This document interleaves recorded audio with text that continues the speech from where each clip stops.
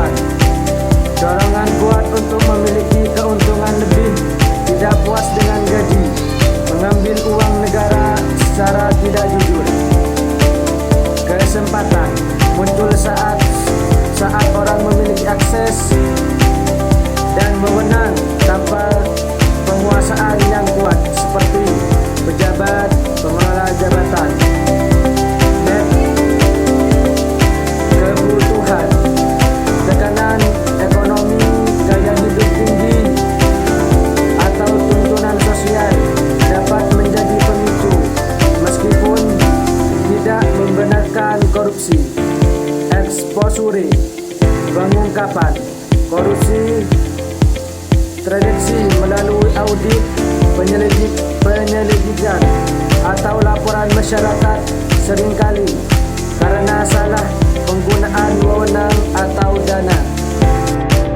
Adalah faktor internal korupsi. Faktor internal, sikap tamak atau serakah moral yang lemah, gaya hidup konsumtif, kurangnya kuatnya iman.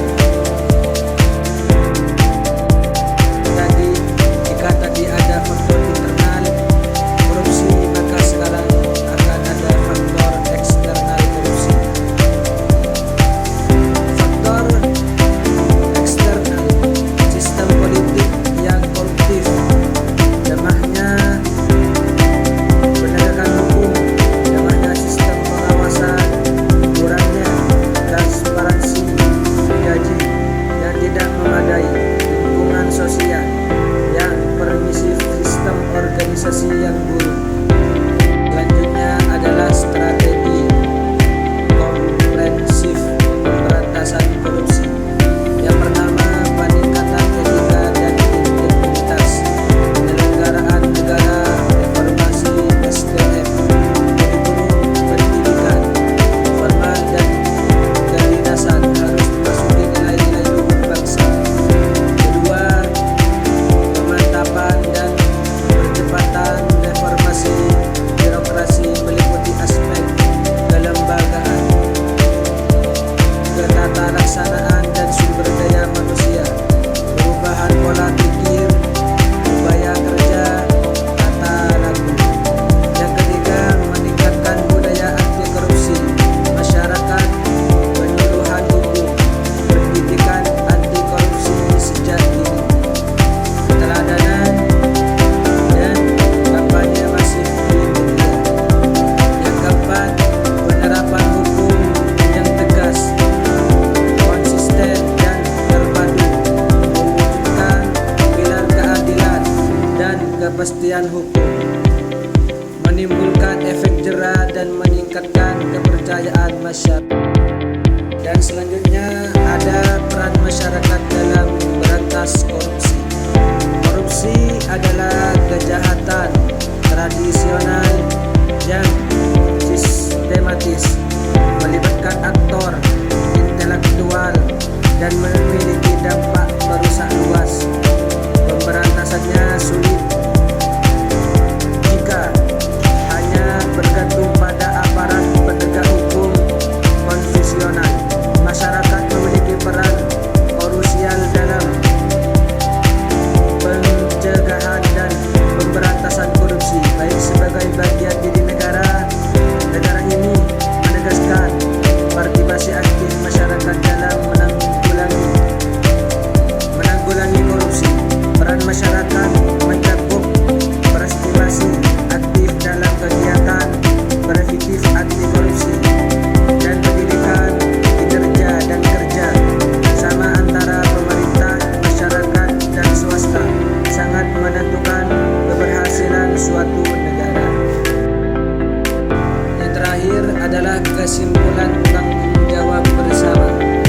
Pemberantasan korupsi bukan hanya tanggung jawab pemerintah, melainkan seluruh aparatur negara, organisasi dan lapisan masyarakat harus berkontribusi.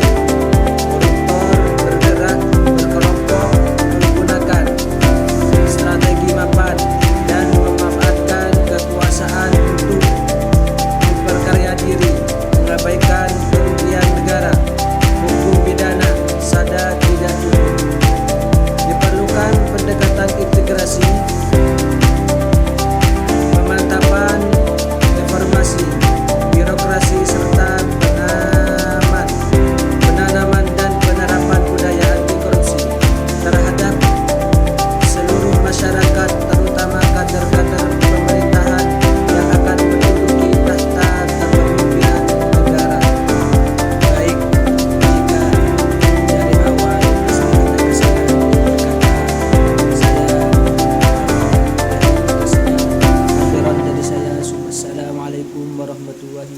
wabarakatuh.